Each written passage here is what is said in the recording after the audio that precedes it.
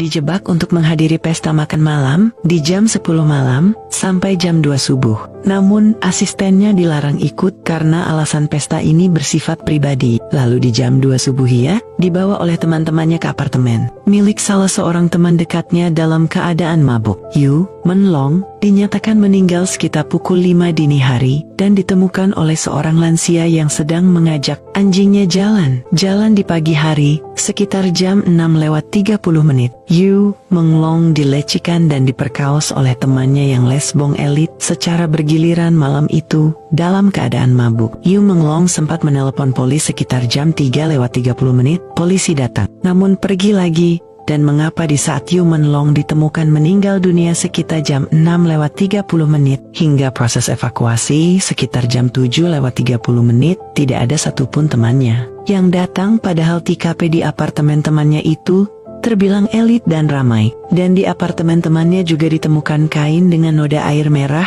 Dan bukan hanya itu, kondisi ruangan yang berantakan. Gorden jendela yang penuh air merah kaca, jendela pecah.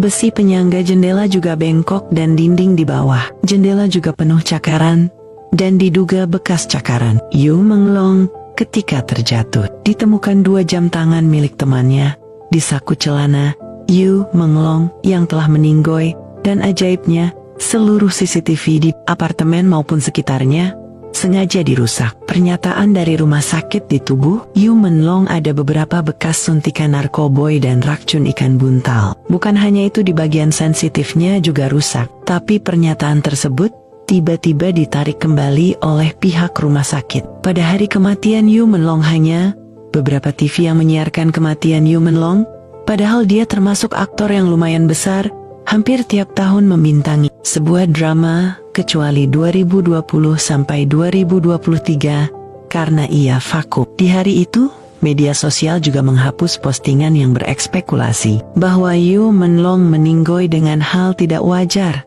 alias dibun-bun. Asistennya menyatakan bahwa Yu Men-long pernah dikejar-kejar oleh orang yang berkuasa seperti jeruk makan terong. Namun Yu Men-long menolak karena ia normal. Yu Men-long juga pernah dirumorkan tinggal bersama dengan tante-tante, namun rumor itu tidak benar. Yu Men-long adalah orang yang takut ketinggian. Jika benar rumor bundir itu tidak mungkin, rasanya ia memilih untuk melom dari lantai 5. Beredar chat Yu Men-long kepada temannya dengan kalimat, "Aku sudah tidak kuat," pada saat malam kejadian. Namun anehnya, hanya teman itu yang menerima pesan tersebut, padahal masih ada teman dekat Yu Men-long namun tidak menerima pesan apapun. Ibu Yu Men-long juga tidak menerima pesan apapun, padahal Yu Men-long adalah orang yang sangat dekat dengan ibunya. Seolah-olah ada yang merencanakan bahwa Yu Men-long bundir. Mustahil jika tidak ada saksi mata saat kejadian. Padahal TKP apartemen temannya termasuk elit dan ramai. Pernah ada saksi mata yang mengunggah pernyataan di Weibo, dan di situ saksi juga menjelaskan bahwa itu bukan kecelakaan ataupun bundir. Namun beberapa saat kemudian, itu dihapus atau dihilangkan. Kasihannya ibu Yu Men-long adalah orang tua tunggal, dan si ibu tidak pernah mendengar bahwa anaknya punya masalah ataupun depresi. Yu Men-long adalah tipe orang yang sangat dekat dan sering berbagi cerita dengan ibunya. Setelah 3 hari, akhirnya kasus ini ditutup dan dinyatakan murni kecelakaan. Padahal banyak kejanggalan.